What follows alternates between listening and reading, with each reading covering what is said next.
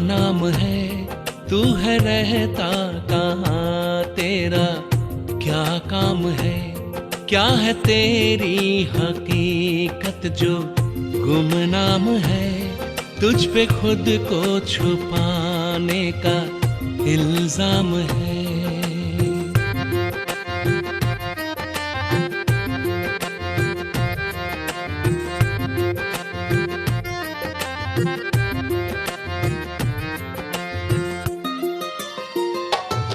तूने दुनिया बनाई क्यों, मकसद बता, तूने दुनिया बनाई क्यों, मकसद बता, रूहें इसमें बसाई क्यों, मतलब जता, रूहें इसमें बसाई क्यों, मतलब जता, तेरे जलवों से रोशन ज़मीं आसमां, क्यों किसी को नजर तू ना आता यहाँ, तेरी पर्दानश बता, रूहें इसमें बसाई क्यों, मतलब जता, रूहें इसमें बसाई क्यों, मतलब जता, तेरे जलवों से रोशन है ज़मीं आसमां, क्यों किसी को नजर तू ना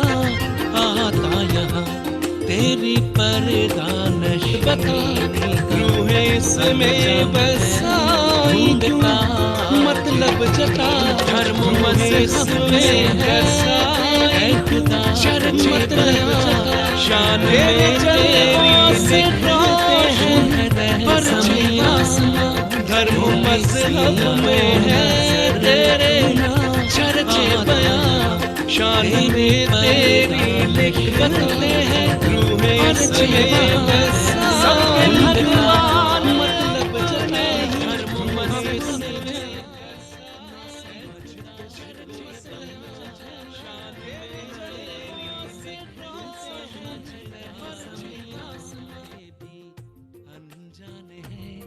है बदी करते इंसान, तू बदनाम है, ऐ खुदा तू बता तेरा क्या नाम है, तू है रहता कहाँ, तेरा क्या काम है।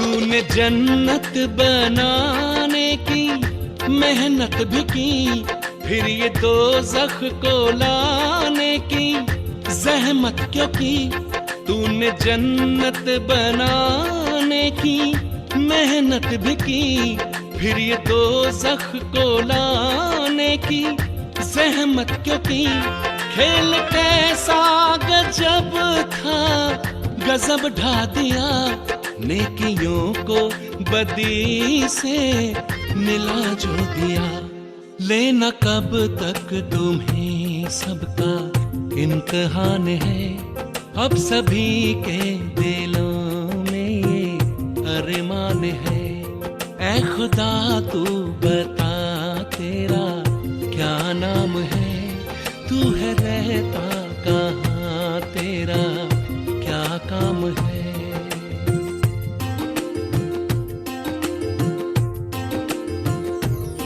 ऐ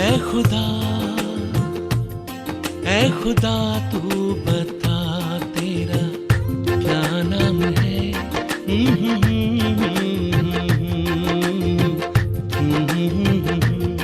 ऐ खुदा तू बता तेरा क्या काम है, क्या नाम है, हाँ क्या काम है, ऐ खुदा, ऐ खुदा, ऐ खुदा, ऐ खुदा, ऐ खुदा, ऐ खुदा।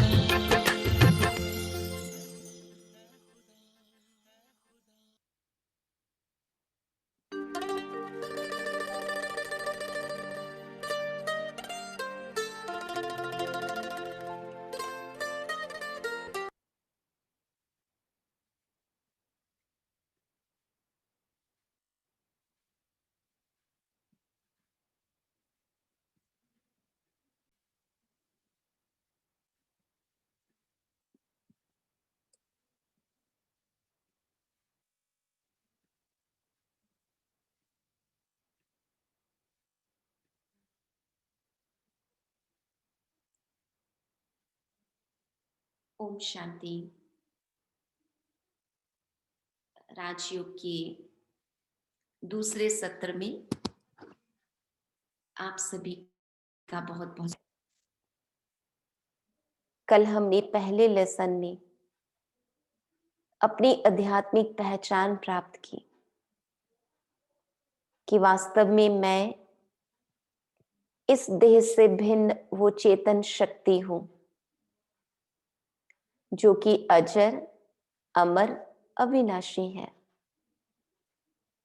मैं आत्मा, मन, बुद्धि, संस्कार सहित हूं।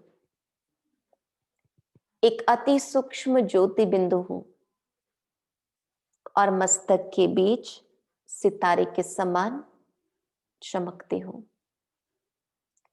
आत्मा के निजी संस्कार कल हमने जाना, मूलभूत गुण हमने जाना। मैं समझती हूं शायद आपको याद होगा आत्मा के 7 मौलिक गुण कौन से हैं?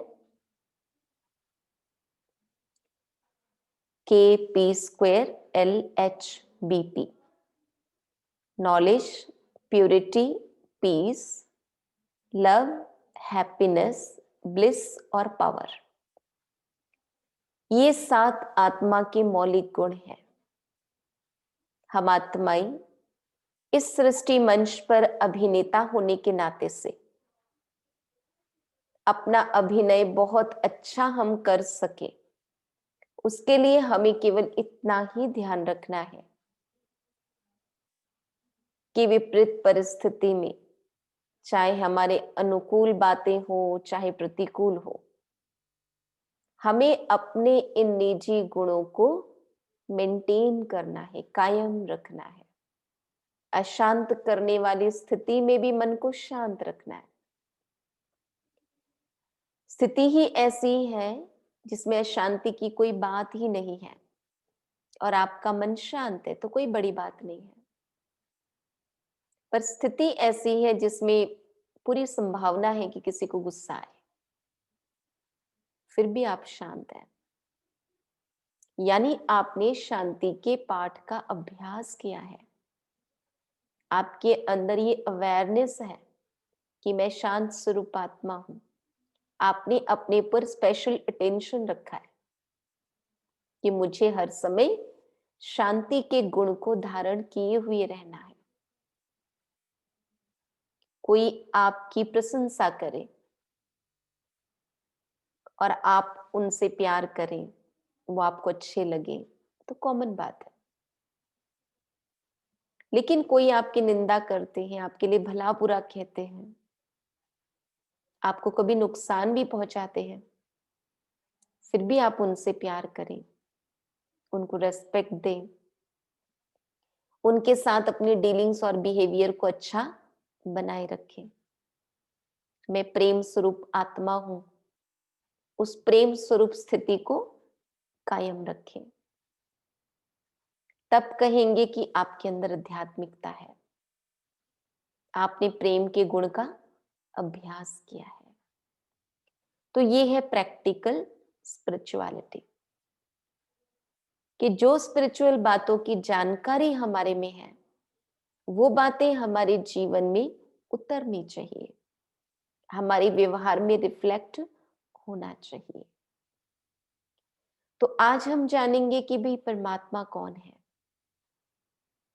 क्या नाम है उनका, कहाँ रहते हैं, उनके साथ हमारा क्या नाता है, और यदि ईश्वर भगवान कोई है तो उनका रोल क्या है, वो क्या करते हैं। इन बातों को बहुत गहराई से हम समझने की कोशिश करेंगे, क्योंकि परमात्मा के लिए आज जितने मुख उतनी बातें हैं। कोई कहते कि भगवान कोई है नहीं, कर्म ही भगवान है। ऐसे नास्तिकवादी भी आज संसार में हैं। दुनिया में करोड़ों हैं जो भगवान में आस्था रखते हैं, विश्वास रखते हैं। उनमें भी कोई कहते हैं कि श्री राम भगवान, कोई कहते श्री कृष्ण भगवान, कोई कहते कि भाई प्रकृति ही परमेश्वर है, नेचर इज गॉड। कोई कहते ब्रह्म ईश्वर है, वो ब्रह्म को ईश्वर मानते हैं। कोई कहते कि कण कण में भगवान विद्यमान है, आप में भी परमात्मा तो मुझ में भी परमात्मा। अब आप सोचिए, परमात्मा एक है ये सभी मानते हैं, लेकिन परमात्मा के विषय में, भगवान के विषय में कितनी बातें हैं? ऐसा क्यों? विचार अवश्य चलता है कि यदि वो हस्ती एक है तो बात भी सभी एक ही बोलने चाहिए। तो देखते हैं प्रेजेंटेशन के माध्यम से कि वास्तव में क्या कारण है जिसके लिए परमात्मा के लिए इतनी सारी बातें तरह तरह के लोगों ने कहा है।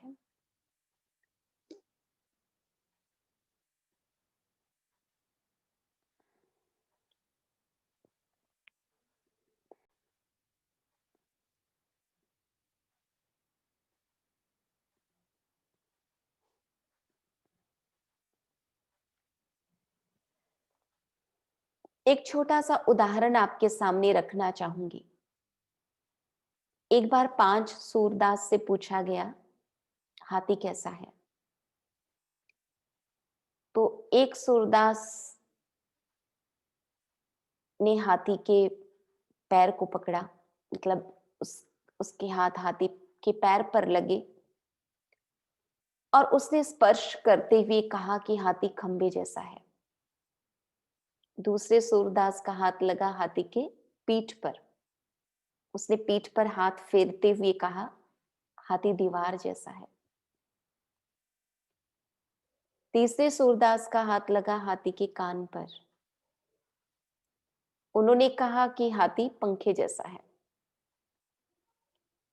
चौथे का हाथ लगा हाथी के सूंड पर,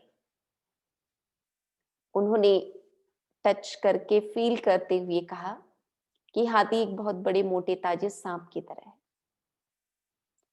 पांचवें का हाथ लगा हाथी के पूंछ पर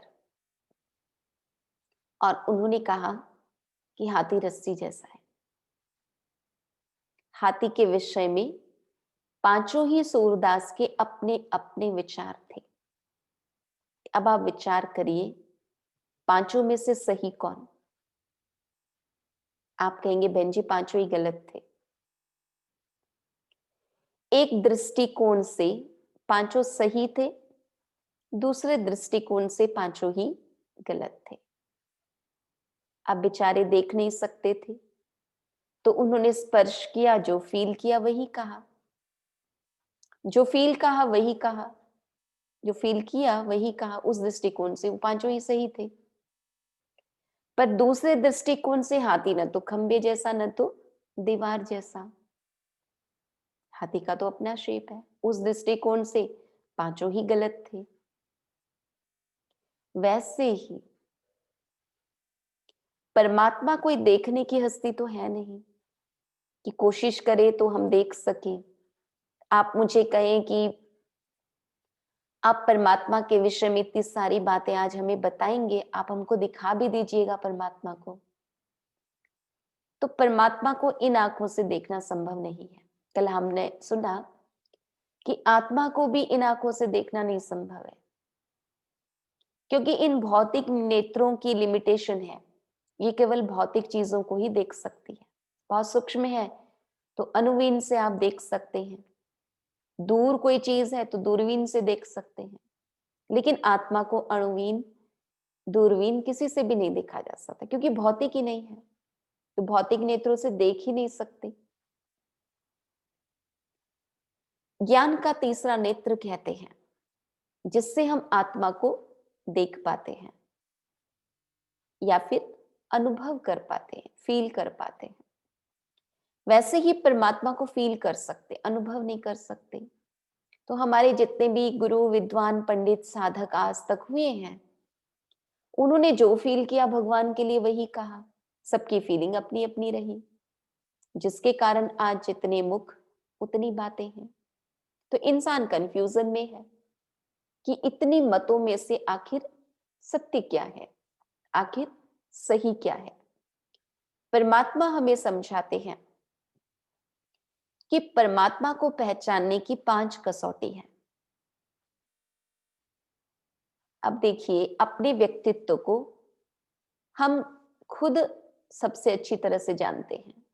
कई बार हम प्रिटेंड भी करते हैं, जो हम नहीं होते हैं वो हम अपने आप को दिखाने की कोशिश करते हैं। हो सकता है सामने वाला सोचे कि शायद ये व्यक्ति ऐसा है, परंतु रियल में मैं क्या हूं वो तो मुझे ही मालूम है। वैसे ही परमात्मा के विषय में भले कोई क्या भी कहे, लेकिन परमात्मा वास्तव में कौन है, क्या है, कहाँ है, इसका सत्य परिचय, संपूर्ण परिचय परमात्मा के अलावा कोई दे नहीं सकते। परमात्मा स्वयं अपने परिचय हमें कराते हैं और परिचय कराते हुए हमें ये कहते हैं कि उनको पहचानने की 5 कसौटी है। पहली कसौटी है, परमात्मा सर्व धर्म मान्य है। यानी ऐसा नहीं कि हिंदुओं का भगवान अलग, मुसलमानों का भगवान अलग, जैनियों का भगवान अलग, सिखों का भगवान अलग। नहीं, आप कहेंगे सिस्टर भगवान तो एक ही है, चाहे हिंदू, चाहे मुसलमान, चाहे सिख, चाहे बौद्धि, चाहे जैनी, सबके लिए भगवान एक ही है।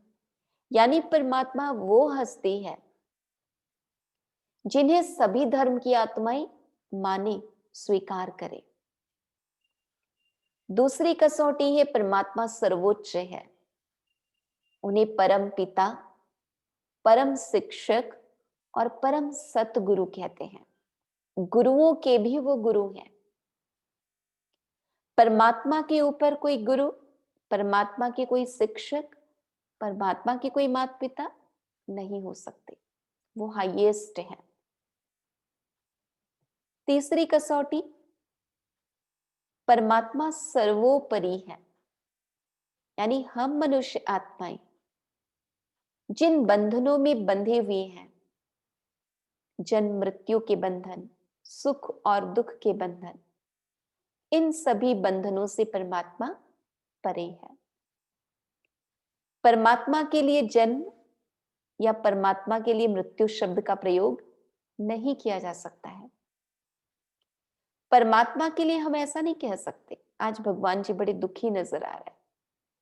नहीं, सुख और दुख से वो न्यारे हैं, जन्म और मृत्यु से वो परे हैं, इसलिए परमात्मा को अजन्मा कहते हैं। जैसे हम मनुष्य आत्माएं गर्भ से जन्म लेती हैं, वैसे परमात्मा का न ही जन्म होता है, जिसका जन्म होता है उसकी मृत्यु निश्चित है। अब जन्म ही नहीं होता तो मृत्यु की तो बात ही नहीं उठती।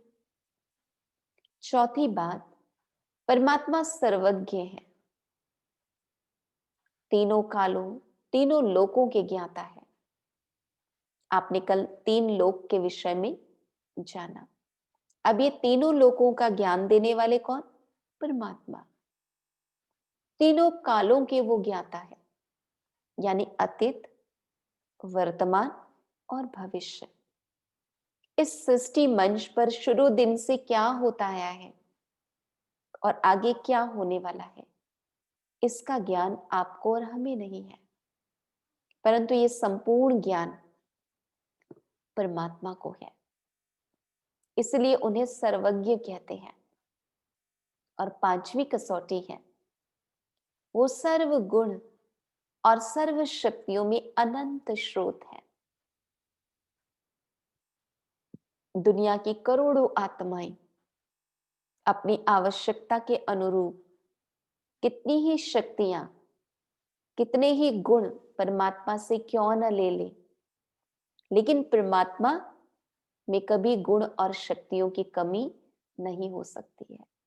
जैसे सागर से सारे लोग कितने ही लोटे पानी ले ले, पर सागर में पानी की कमी नहीं हो सकती है। वैसे ही परमात्मा शांति के सागर है, प्रेम के सागर है, आनंद के सागर है, शक्तियों के अनंत भंडार है। तो दुनिया की हम सारी आत्माएं परमात्मा से ये सारी चीजें कितना ही क्यों ना ले ले, परंतु उनके स्टॉक में कभी कमी नहीं पड़ सकती है। इसलिए परमात्मा को अनंत स्रोत कहते हैं। अब जितनी भी बातें परमात्मा के लिए जितने भी लोगों ने कहा है, जितनी भी मान्यताएं आज तक लोगों के मन में है, उन सभी मान्यताओं में से जिस मान्यता से ये पांचों ही बातें मैच करती हैं, हम उसी को सत्य कहेंगे। अब आप सोचिए, सर्वधर्म मान्य कौन सी सत्ता को हम ले जिसे सारे धर्म वाले माने? तो आप ये देखिए, यहां बताया है कि हम सभी जानते हैं कि मुसलमान हज करने जाते हैं मक्का। मक्का में एक पत्थर है जिसे वो काबा का पत्थर कहते हैं, संगे अस्पत कहते हैं। बड़ी श्रद्धा से वो मक्का की यात्रा करते हैं और वो अपनी भाषा में क्या कहते हैं? नूरे इलाही, अल्लाह नूर है। अब आप सोचिए, नूर शब्द का अर्थ क्या है? उर्दू भाषा में नूर शब्द का अर्थ है ज्योति, यानी वो ज्योति सत्ता को परमात्मा का स्वरूप या वो अल्लाह के नाम से मानते हैं। आत्मा को रूह कहते हैं और परमात्मा वो अल्लाह तल्ला कहते हैं। ज्योति स्वरूप या नूर के रूप से वो उन्हें मानते हैं। अब सिख धर्म की मान्यता क्या है? गुरु नानक ने कहा एक ओंकार, निराकार, निर्वैर, सतनाम, अकाल मूरत। अभी अकाल मूरत यानी जिनको काल नहीं खा सकता, यानी जिनका जन्म नहीं, जिनकी मृत्यु नहीं। मृत्यु नहीं तो निश्चित है जन्म भी नहीं। ओम शब्द का अर्थ यूं भी ज्योति ही मानते हैं। तो सिखिज्म में भी उन्होंने ज्योति सत्ता को ही स्वीकारा। अगर जीसस क्राइस्ट की बात करें तो जीसस क्राइस्ट ने कभी नहीं कहा I am God. Jesus Christ ने कहा I am son of God, I am child of God, I am messenger of God.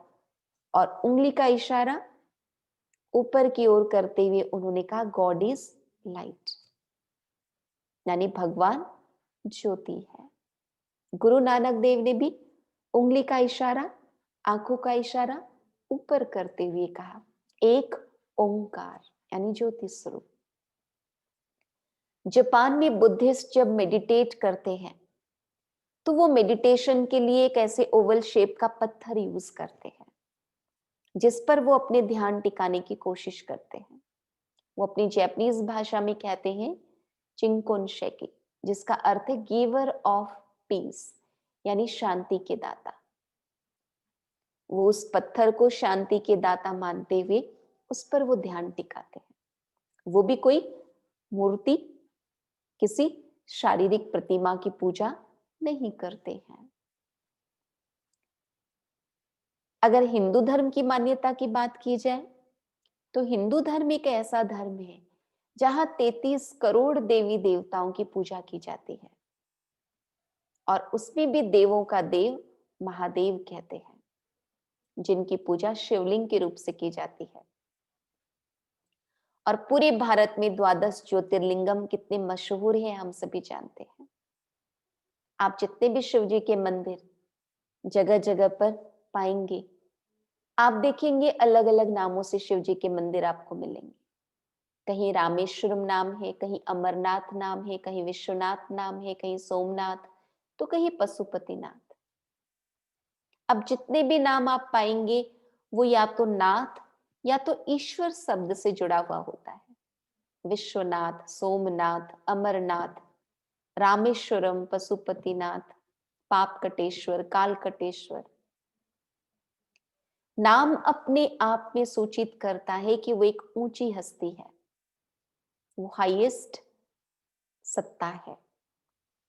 और शिवलिंग का जो शेप है, आप उस पर यदि गौर करेंगे तो आप पाएंगे कि शिवलिंग के शेप का जो नीचे का पोर्शन है वो एक दिए की तरह है और ऊपर का ये जो ओवल शेप वाला है ये जैसे दिए की लौ की तरह है। मंदिर में भी दीप प्रज्वलन करने की प्रथा है।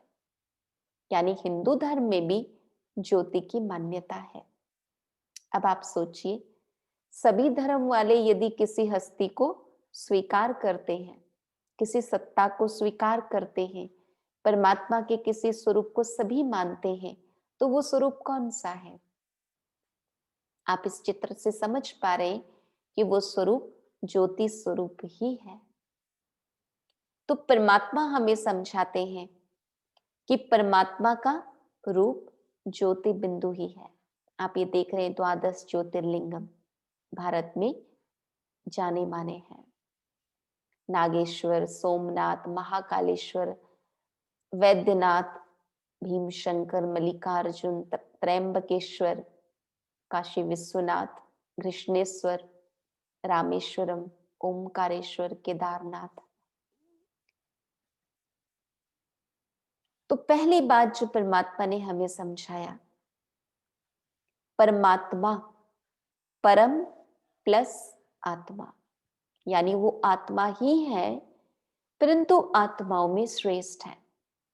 तो जैसे आत्मा ज्योति बिंदु है, वैसे हम सभी आत्माओं के पिता परमात्मा भी ज्योति बिंदु ही है। तो उनका रूप ज्योति बिंदु है। उनका नाम, उनको भले अनेक नामों से भक्तों ने पुकारा, उनके मंदिर में आपको अलग अलग नाम मिलेंगे, परंतु परमात्मा स्वयं कहते हैं कि उनका शाश्वत नाम शिव है। शिव शब्द का अर्थ है कल्याणकारी, मंगलकारी। अब आप सभी अनुभवी हैं, हम सभी का जो परिवार है, किसी के 4 मेंबर्स का परिवार है, किसी के 10 मेंबर्स का, कोई के जॉइंट फैमिली है तो चलो 20-25 लोग इकट्ठे रहते होंगे। एक परिवार का कल्याण भी कितना मुश्किल लगता है। कितनी कोशिश करते हैं कि हमारे परिवार में कुछ गड़बड़ ना हो, अच्छा ही अच्छा हो, फिर भी कुछ ना कुछ हो ही जाता है। तो सारे संसार का भला, सारे विश्व का मंगल, ये हमारे वश की बात नहीं है। पूरी दुनिया की भलाई करना, सारे विश्व का कल्याण करना, ये केवल और केवल परमात्मा के ही वश की बात है। इसलिए परमात्मा का अर्थ सहित नाम है शिव।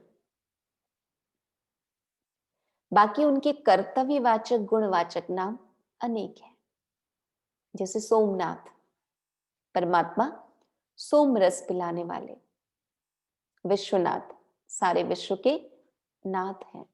अमरनाथ, अमर पद को प्राप्त कराने वाले।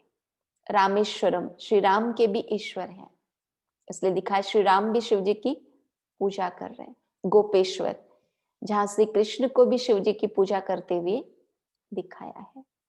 तो निश्चित है कि निराकार ज्योति स्वरूप परमात्मा श्री राम, श्री कृष्ण आदि से भी ऊंचे हैं, ऊपर हैं। नहीं तो उनको उनकी पूजा करते हुए शायद न दिखाया होता। तो परमात्मा का रूप ज्योति बिंदु और परमात्मा का असली नाम है शिव। बाकी उनके कर्तव्यवाचक और गुणवाचक नाम भले अनेक हैं। परमात्मा आत्मा के जो 7 मौलिक गुण हैं, उन सभी गुणों का अनंत स्रोत है। ज्ञान के सागर, पवित्रता के सागर, शांति के सागर, प्रेम के सागर, सुख के सागर, आनंद के सागर और शक्तियों के सागर है। हमने पहले भी बात किया कि वो अनंत स्रोत है, अनलिमिटेड सोर्स है। तो जैसे ही हमारा बुद्धि का कनेक्शन परमात्मा के साथ होता है, तो परमात्मा की वो सारी विशेषताएं, वो सारे गुण, वो सारी शक्तियां हमारे में आती चली जाती है। तो यहाँ परमात्मा के 32 यूनिक एट्रीब्यूट्स बताए हैं। परमात्मा शांति के सागर है, सतचित आनंद स्वरूप है, दिव्य दृष्टि विधाता है, बिंदु रूप ज्योति स्वरूप है, सदगति दाता है, दिव्य बुद्धि दाता है ना। किसी में बुद्धि कम है तो हम किसको मांगते हैं? भगवान को ही प्रार्थना करते हैं, प्रभु जी इसे थोड़ी सद्बुद्धि दे दो। काल के पंजे से छुड़ाने वाले हैं, गुणों के भंडार हैं, सुख दुख से न्यारे हैं। भगवान को दुख हरता सुख करता कहते हैं। कभी किसी के जीवन में कोई मुसीबत आती है, परेशानी आती है, कोई दुख की बात आती है, तो कई बार लोग कहने में कह देते हैं कि भगवान जी ने मेरे साथ बड़ा अन्याय किया, बड़ा धोखा दिया, भगवान जी ने मेरे साथ ऐसा किया, मेरे को बड़ा दुख पहुंचाया। परंतु परमात्मा दुख हरता सुख करता है। वो दुख किसी को दे ही नहीं सकते। एक छोटी सी बात है, माता पिता हमें जो जन्म देते हैं, वो भी कभी बच्चे को दुख पहुंचे जानबूझकर ऐसा काम नहीं करते। सतत उनका प्रयास यही रहता है कि हमारे बच्चे सुखी रहें, और वो ऐसा ही कुछ करते हैं जिससे हम सदैव खुश रहें, सुखी रहें। तो परमात्मा तो परम पिता है, हमारे माता पिता के भी वो माता पिता हैं। क्या आप सोच सकते हैं कि जो सभी के माता पिता हैं वो हमें दुख दे सकते हैं? कदापि नहीं। परमात्मा हमें समझाते हैं कि हम जो जैसा कर्म करते हैं उसके अनुरूप हमें उसका फल भुगतना ही पड़ता है। हमने अच्छे कर्म किए तो उसका अच्छा फल, बुरा कर्म किया तो उसका बुरा फल, चाहे न चाहे हमें भुगतना ही पड़ता है। सृष्टि के कुछ नियम है, जिस नियम के आधार पर यहाँ पर सब कुछ चल रहा है। बाकी उसके लिए हम भगवान को दोष नहीं दे सकते। परमात्मा जीवन नैया को पार ले जाने वाले हैं।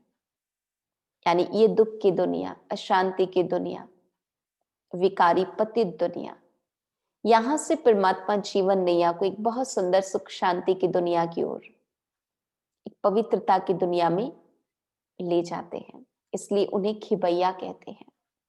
ऐसे अनेकानेक महिमा है परमात्मा के। हम कहते हैं भगवान की महिमा अपरम अपार है। इसमें कुछ एक बातें यहाँ पे बताई हुई हैं। अब हम ये समझने की कोशिश करते हैं कि परमात्मा रहते कहाँ हैं, उनका निवास कहाँ पर है। तो आप देखिए, कल हमने आत्मा का निवास कहाँ पर है, आत्मा कहाँ से आई है, इस बात को समझा था। तो जो हम सभी आत्माओं का घर है, आत्माओं के पिता परमात्मा का निवास भी वही है, जिसे परम धाम कहते हैं, शांति धाम कहते हैं, मुक्ति धाम कहते हैं, ब्रह्मलोक कहते हैं, परलोक कहते हैं, निराकारी दुनिया कहते हैं। ये नीले आसमान से पार वो सुनहरे लाल प्रकाश की दुनिया हम आत्माओं की तथा हमारे पिता परमात्मा के रहने का स्थान है। इसीलिए जितने भी धर्म पिताएं इस धरती पर आए, उन्होंने चाहे अल्लाह कहा, चाहे गॉड फादर कहा, चाहे वाहे गुरु कहा, उनकी नजर ऊपर की ओर रही। उंगली का इशारा उन्होंने ऊपर की ओर किया। आज हम आप भी अपनी अपनी भाषा में कुछ भी कहें, ईश्वर कहें, परमात्मा कहें, अल्लाह कहें, तो हमारी नजर ऊपर ही जाती है। उंगली का इशारा ऊपर की ओर ही करते हैं। कोई बात नहीं समझ में आती है तो हम क्या कहते हैं कि भी हमें नहीं मालूम, ऊपर वाला जानता होगा। ऊपर वाला क्यों कहते हैं? एक तरफ मानते कि भाई वो सब में है, आप में भी, मुझ में भी, कण कण में है, तो फिर उन्हें ऊपर वाला क्यों कहते हैं? अब ऊपर वाला कहते हैं तो निश्चित है उसके पीछे कुछ तो सच्चाई होगी ना। श्रीमद् भगवत गीता जी में एक बहुत अच्छी बात लिखी हुई है, जब जब धर्म की ग्लानि होती है तब तब भगवान धरती पे आते हैं, अनेक धर्मों का विनाश करते हैं। एक सत धर्म की स्थापना करते हैं, साधु जनों गुणी जनों का उद्धार करते हैं, दुर्जनों का नाश करते हैं। अब आप सोचिए, यदि भगवान हर कहीं है, हर किसी में है, तो वो आते हैं कहने की तो बात ही नहीं रह जाती है। वो नहीं है तब हम कहते हैं कि भाई वो आते हैं। तीसरी बात, यदि आप में और मुझ में भगवान है, तो हमारे गुण, हमारे चरित्र कैसे होने चाहिए? आप अगर लोहे को कुछ समय के लिए अग्नि में डालते हैं, तो लोहे में भी अग्नि का गुण आ जाता है। लोहा भी अग्नि के समान एकदम लाल गरम हो जाता है। और अगर परमात्मा जैसी हस्ती हम में होते, तो परमात्मा के सारे गुण, परमात्मा की सारी शक्तियां हमारे में दिखाई देनी चाहिए। आज कोई व्यक्ति किसी का खून कर लेता है, आप जरा सोचिए, जो खूनी खून कर रहा है उसमें भगवान है, जिसका खून हो रहा है उसमें भी भगवान है। क्या ये बात आपको युक्ति युक्त लगती है? आज कोई किसी का बलात्कार कर रहा है, जो किसी बहन का बलात्कार कर रहा है उसमें भी भगवान, और जिस बहन का बलात्कार हो रहा है उसमें भी भगवान। इस बात को मानना उचित लगता है? आप कहेंगे नहीं। अगर बलात्कार करने वाले में भगवान होते तो उन्होंने रोका क्यों नहीं? जिसका बलात्कार हो रहा था उसमें भी भगवान है, तो उन्होंने उसको बचाया क्यों नहीं? आप कहेंगे सब कर्मों का खेल है, तो फिर सब में भगवान कहने का तो कोई मतलब ही नहीं रह जाता। हम में भगवान है फिर भी हम गुस्सा कर रहे हैं, ऐसे गलत कार्य कर रहे हैं, तो फिर भगवान के होने का तो कोई महत्व ही नहीं रह गया। इसीलिए परमात्मा सारी बातें हमें स्पष्ट करके समझाते हैं कि हम सबके अंदर जो शक्ति है वो आत्मा है। आत्मा अलग और आत्मा के पिता परमात्मा अलग। कई बार ऐसा होता है कि बेटा बिल्कुल बाप पिता के जैसा देखने में है, आंखें भी, नाक भी, बहुत ज्यादा रिजेंबल करता है बेटा, फिर भी बेटे को बाप तो नहीं कहेंगे ना, बेटे को पिताजी तो नहीं कहेंगे ना। पिताजी अलग है, बेटा अलग है। वैसे ही हम सभी आत्माओं के पिता परमात्मा है। आत्मा ही परमात्मा ऐसा तो नहीं हो सकता। परमात्मा अलग हस्ती है, सर्वोच्च हस्ती है, और हम सभी आत्माएं अलग हस्तियां हैं। परमात्मा सदैव अपनी ऊंची स्थिति में स्थित रहते हैं। अब आपने कल जाना कि आत्मा में भी शांति प्रेम के गुण हैं। आज आपने जाना हमारे में जो गुण हैं उन सभी गुणों का अनंत स्रोत परमात्मा है। परंतु आत्मा और परमात्मा में एक बहुत बड़ा अंतर है। वो अंतर ये है, आत्मा ओरिजिनली शांत स्वरूप है, लेकिन परिस्थिति के वश अपने गुण और शक्तियां क्षीण हो जाने पर आत्मा कभी अशांत स्थिति को भी प्राप्त करती है। लेकिन परमात्मा सदैव शांति के सागर है।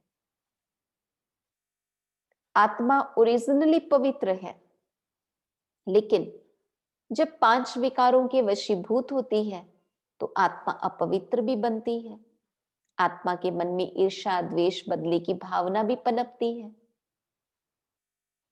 तो आत्मा पवित्र, अपवित्र दोनों ही स्थिति उसके हो सकती है, लेकिन परमात्मा एवर प्योर है, सदा पवित्र है। परमात्मा की स्थिति कभी अपवित्र होती ही नहीं है। तो ये सबसे बड़ा डिफरेंस आत्मा और परमात्मा के बीच में।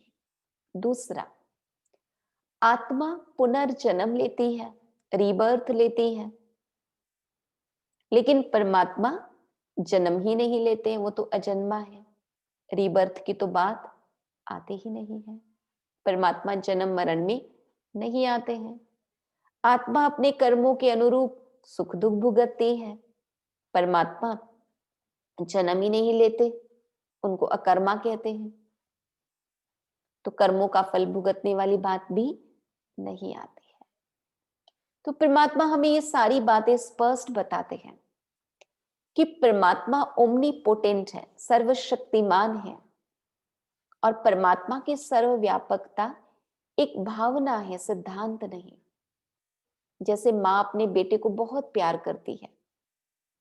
बेटा दूर, बहुत दूर अमेरिका पढ़ाई करने के लिए जा रहा है। माँ कहती, बेटा तू तो मेरे दिल में है, तू कहीं भी जा, तू तो मेरे दिल में है। ऐसा थोड़ी बेटा माँ के दिल में बैठा है, पर एक भावना है। वैसे ही हमारे जो साधक रहे हैं, जिन्होंने बहुत परमात्मा को दिल से याद किया है, परमात्मा की लगन में जो मगन अवस्था को प्राप्त किए हुए हैं, उन्होंने यही पाया कि जैसे कि भगवान के प्यार में, लव में लीन है। माना प्यार में एक तल्लीन अवस्था है। अब प्यार में लीन है, अब उसको लोगों ने क्या ले लिया कि आत्मा परमात्मा में लीन है, यानी दोनों को एक बना दिया। परंतु परमात्मा हमें समझाते हैं कि जिसके लिए भगवान के दिल में, जिसके दिल में भगवान के लिए बहुत प्यार है, उसे पल पल महसूस होता भगवान मेरे आस पास है, मेरे साथ साथ है। महसूस होना और बात है, पर उसका अर्थ ये नहीं है कि भगवान मुझ में विद्यमान है। इसलिए परमात्मा कहते, परमात्मा सर्वशक्तिमान है। परमात्मा की सर्वव्यापकता एक भावना मात्र है। आज भगत कहीं पर भी सच्चे दिल से भगवान को याद करे तो भगवान निश्चित रूप से उसकी मदद करते हैं। परंतु इसका अर्थ ये तो नहीं कि भगवान वहां पर मौजूद है। सूर्य स्थिर है, अपने स्थान पर है, परंतु सूर्य की रोशनी चारों तरफ फैलती है। सूर्य को अपनी रोशनी पहुंचाने के लिए सब तरफ जाने की आवश्यकता नहीं पड़ती है। वैसे कि परमात्मा एक है और वो अपने निवास स्थान पर है। नीले आसमान से पार वो सुनहरे लाल प्रकाश की दुनिया में, ब्रह्मलोक में है। परंतु वो अपनी अनंत शक्तियां, अपनी अनंत किरणें सतत चारों तरफ बिखेरते रहते हैं। हम जो कोई भी भगवान में अपना ध्यान टिकाने का प्रयास करते हैं, हम परमात्मा की किरणों को महसूस कर पाते हैं, उनकी मदद को महसूस कर पाते हैं। तो हमें लगता भगवान, और जब बहुत ज्यादा उनके प्यार में एक तल्लीन अवस्था होती है तो ऐसे लगता है कि भगवान हमारे हृदय में बैठा है। तो ये सारी बातें परमात्मा हमें स्पष्ट करके बताते हैं। तो हमने जाना कि परमात्मा का असली निवास ब्रह्मलोक है, जिसे परम धाम, शांति धाम, मुक्ति धाम कहा जाता है। अब बात आती है कि यदि परमात्मा कोई है तो उनका कर्तव्य क्या है। तो परमात्मा समझाते हैं परमात्मा के कर्तव्य, हम इंग्लिश में गॉड कहते हैं, GOD। G stands for generation, स्थापना। O स्टैंड्स फॉर ऑपरेशन, यानी पालना। D स्टैंड्स फॉर डिस्ट्रक्शन, यानी विनाश। तो जब सृष्टि में पापाचार, दुराचार की अति हो जाती है तो परमात्मा कलयुगी सृष्टि का महाविनाश कराते हैं। करते नहीं है, कराते हैं। और इसी धरती पर एक सुख शांति धर्म नीति न्याय की दुनिया की स्थापना करते हैं, और जिस सृष्टि की स्थापना कराते हैं उसी सृष्टि की पालना भी कराते हैं। विनाश, स्थापना, स्थापना, विनाश और पालना, ये सीक्वेंस है। पहले नींव डालते हैं नए मकान की, फिर जब मकान बनने को आता है तो पुराना मकान छोड़ते हैं और नए मकान में शिफ्ट होते हैं। तो वैसे ही पहले परमात्मा स्थापना का कार्य कर रहे हैं, फिर इस सृष्टि का विनाश होना है, और उसके बाद इसी धरती पर परमात्मा के द्वारा स्थापित सुख शांतिमय दुनिया, धर्म नीति नियम की दुनिया आने वाली है, जिस दुनिया की पालना भी परमात्मा ही माध्यम किसी को बनाकर उनके द्वारा कराते हैं। ये परमात्मा के दिव्य कर्तव्य है, जिसे डिटेल में हम कल जानेंगे। तो हमने कल और आज में जो आत्मा और परमात्मा के विषय में परिचय प्राप्त किया, उसी के आधार पर आज हम थोड़ा समय अपने मन और बुद्धि को परमात्मा में एकाग्र करेंगे।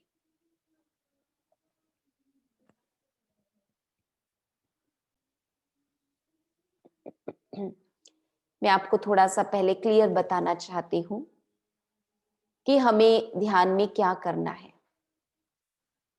पहली बात है कि ध्यान में सिटिंग पोस्चर जो होता है बहुत सिंपल होता है।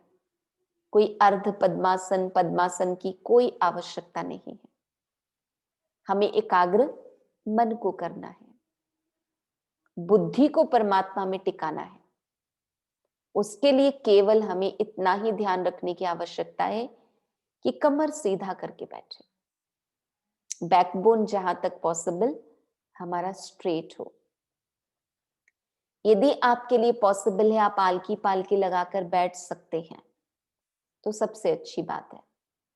अगर आप बुजुर्ग हैं, घुटनों में दर्द है, नीचे नहीं बैठ सकते हैं तो कोई हर्जा नहीं, आप सोफे पे कुर्सी पे आराम से बैठ सकते हैं। बस इतना ही, कमर सीधी रखें। दूसरी बात, राजयोग के अभ्यास में हम आंखें खुली रखते हैं। आप अपने घर में किसी भी सदस्य के साथ बातचीत करने के लिए, अपने दोस्त के साथ बातचीत करने के लिए आंखें बंद करने की जरूरत पड़ती है? आप कहेंगे नहीं, नहीं पड़ती है, हम खुली आंख बात करते हैं। तो वैसे ही आत्मा अपने पिता परमात्मा से बात करे, उसके लिए आंखें बंद करने की आवश्यकता नहीं है। मन की आंखों से हम परमात्मा को देखते हैं और हम दिल की बातचीत परमात्मा से करते हैं। यहां पर हमें जो योग साधना सिखाया जाता है वो कर्म योग है। परमात्मा कहते चलते फिरते, उठते बैठते, खाते पीते, हमें पल पल भगवान को ध्यान करने की आदत डालनी है। क्यों ये आदत डालना आवश्यक है? क्योंकि पल पल हम भगवान को याद करेंगे तो हमसे गलतियां नहीं होंगी। तो गलतियों से बचे रहने के लिए भगवान की याद अति आवश्यक है, अति आवश्यक है। और वो कर्मयोग करना है, ऐसा भी नहीं सारे काम काज छोड़कर हमें ध्यान में बैठ जाना है। कर्म भी करना है, कर्म करते करते भगवान को याद भी करना है। अब आप रास्ते में तो बंद आंखें नहीं चल सकते, खाना तो बंद आंखें नहीं खा सकते, इसलिए जब हम बैठकर भी ध्यान करते हैं तो खुली आंख करते हैं, ताकि हम जब चलते फिरते उठते बैठते खुली आंख है तब भी अंदर का ध्यान चलता रहे। इसलिए इसे कर्म योग कहते हैं। तो आंखें खुली रखते हैं। जो शुरू शुरू में ध्यान करना शुरू करते हैं, कई बार उनको खुली आंख ध्यान करना थोड़ा मुश्किल लगता है। आप अगर पहली बार ध्यान कर रहे हैं, आपको खुली आंख ध्यान करना मुश्किल लगता है, तो आप आंखें बंद कर सकते हैं, लेकिन धीरे धीरे धीरे धीरे आपको खुली आंख ध्यान करने की आदत डालनी होती है। यह है दूसरी बात। तीसरी बात कि जब हम ध्यान करते हैं तो मन में बहुत अच्छे अच्छे विचार पैदा करते हैं, जो हम आपको कमेंट्री के माध्यम से बोल रहे हैं। तो आप जो कुछ भी सुनेंगे, आप उसको अपने मन में उस विचार को भरेंगे। एक तो आप सुनेंगे, दूसरा है उसे अपने मन में उस विचार को भरेंगे। तीसरा काम आपको क्या करना है? जो विचार आप अपने मन में भर रहे हैं, आप उसके अनुरूप एक चित्र अपने मानस पटल पर बनाएंगे। बुद्धि रूपी नेत्र से हम वो चित्र बनाते हैं, उसका दृश्य देखते हैं। आप मन में सोचते हैं कि शरीर में मस्तक के बीच में आत्मा ज्योति चमक रही हूं, सितारे के समान। आपने ये संकल्प किया, मन में ये विचार भरा, साथ साथ आप विजुअलाइज करते हैं कि हाँ, मेरे मस्तक के बीच एक सूक्ष्म ज्योति चमक रही है। जब आपका सोचना और देखना दोनों समान हो जाता है, तब आप एकाग्रता की गहरी स्थिति में पहुंच जाते हैं, और तब आपको बहुत अच्छी अच्छी अनुभूतियां होनी शुरू होती है। ठीक है, तो हम अभी 5 मिनट के लिए अभ्यास करेंगे। सभी से निवेदन है, सभी स्थिर होकर बैठे, मन और बुद्धि को परमात्मा में टिकाएं। आपको जो भी हम कहेंगे, आप उसे बड़े ध्यान पूर्वक सुनेंगे, मन में वही विचार भरेंगे और साथ साथ बुद्धि से उस बात का चित्र बनाते जाएंगे। चलिए,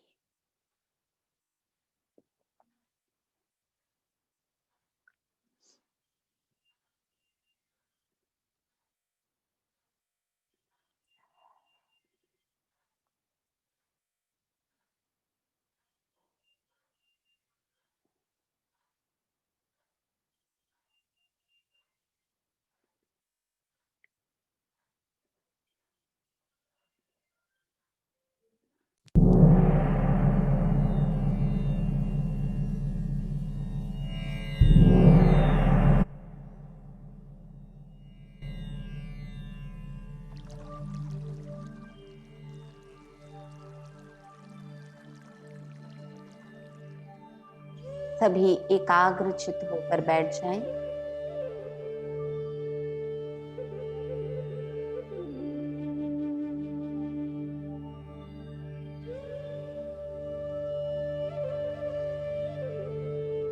कुछ देर के लिए अपने आप को प्रस्तुत करें।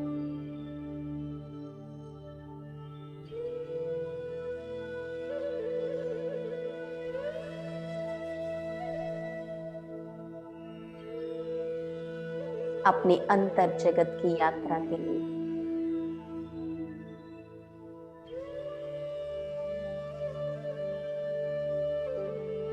परम ज्योति परमात्मा से मिलन के लिए।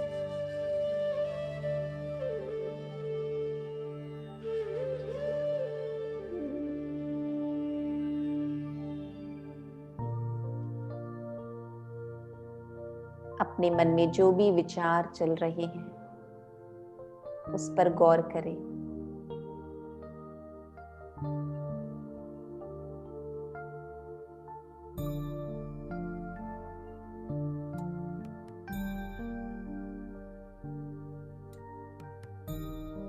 और विचारों की गति को धीरे धीरे धीमी होने दें।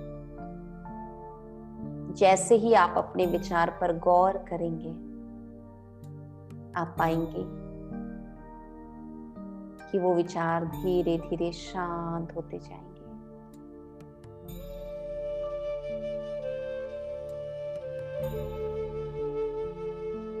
अपने ध्यान को पूरी तरह से एकाग्र करें मस्तक के बीच। विजुअलाइज करें मेरे मस्तक के बीच एक छोटा सा सितारा चमक रहा है। मैं आत्मा ज्योति बिंदु एक सूक्ष्म सितारा हूं।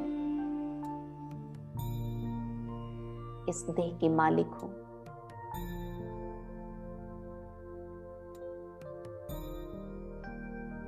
इस सृष्टि मंच पर अभिनेता हूं। यह शरीर मेरा वस्त्र।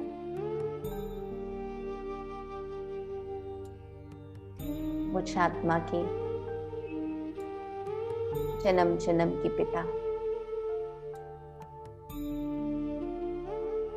परमात्मा है।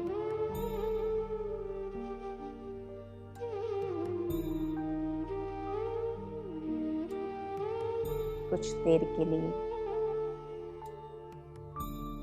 परम शक्ति परमात्मा से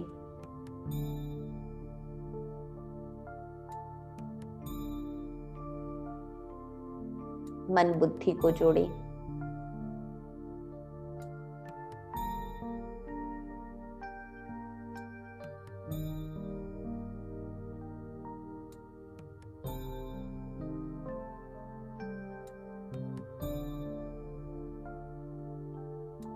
मन और बुद्धि से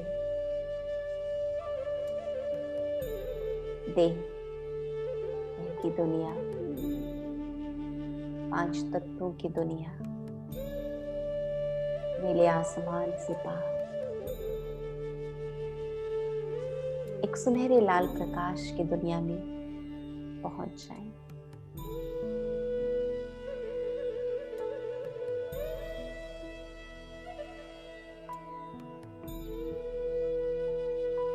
जहां सर्वत्र शांति है, दिव्य प्रकाश है। विजुअलाइज करें सुनहरे लाल प्रकाश की दुनिया में परम ज्योति परमात्मा चमक रहे हैं।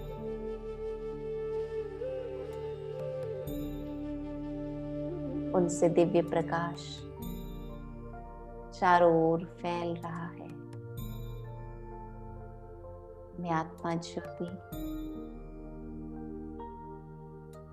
परमात्मा के सानिध्य में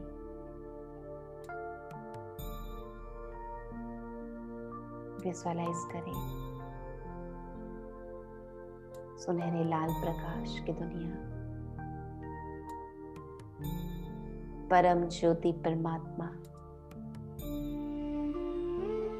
उनकी किरणों के तले मैं आत्मा ज्योति।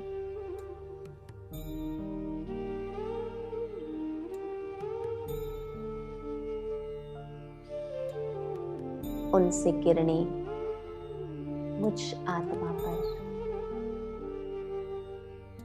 निरंतर पड़ रही।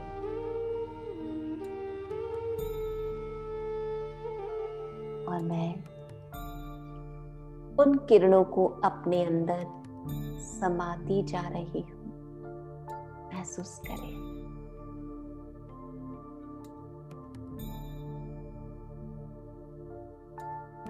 प्रेम के सागर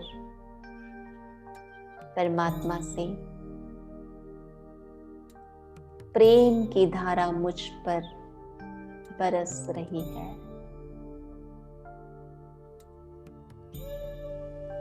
मैं प्रेम स्वरूप आत्मा हूं।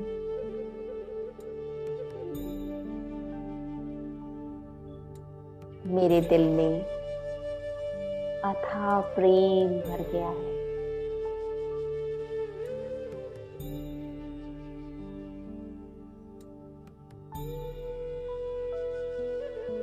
प्रेम के सागर के दिव्य सानिध्य में मैं आत्मा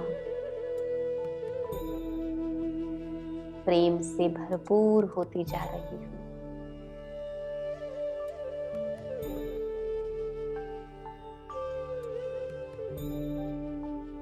परमात्मा का असीम प्यार निस्वार्थ प्यार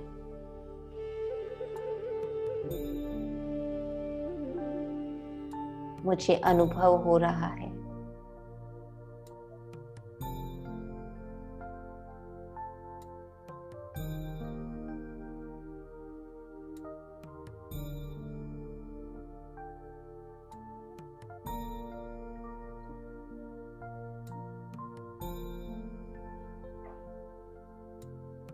मैं प्रेम की भरपूर गंगा बन गई हूँ।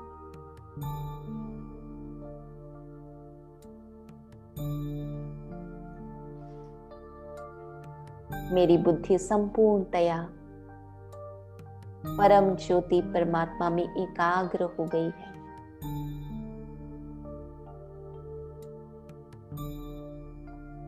मन बिल्कुल शांत और बुद्धि स्थिर हो गई है।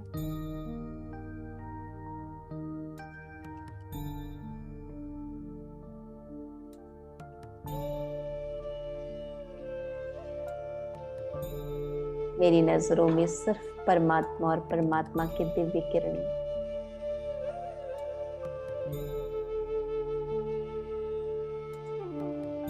मुझे बहुत अच्छा भरपूर महसूस हो रहा है।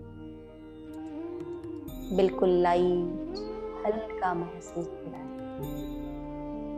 रिलैक्स महसूस हो रहा है।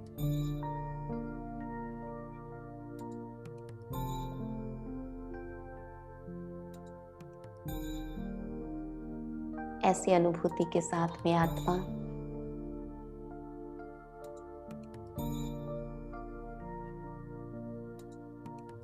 अपने इस कर्म क्षेत्र पर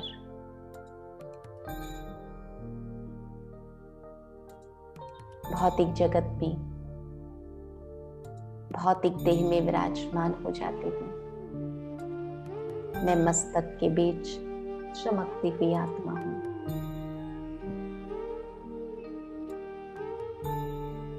प्रेम की भरपूर गंगा हूँ। मैं आत्मा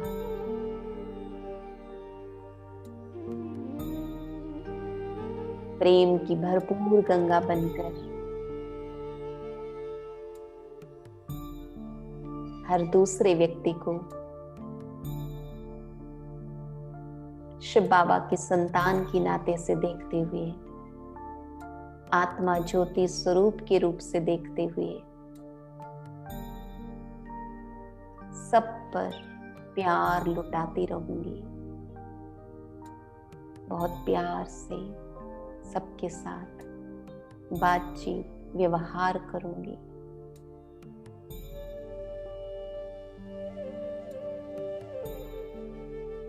महसूस करें मस्तक के बीच चमकती हुई ज्योति से प्रेम के प्रकंपन।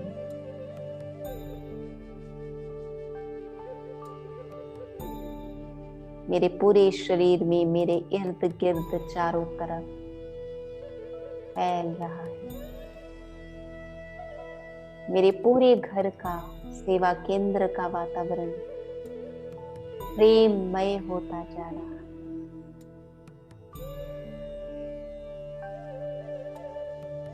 मेरे दिल में सबके प्रति दिल सच्चा स्नेह, निस्वार्थ स्नेह की भावना उमड़ रही है।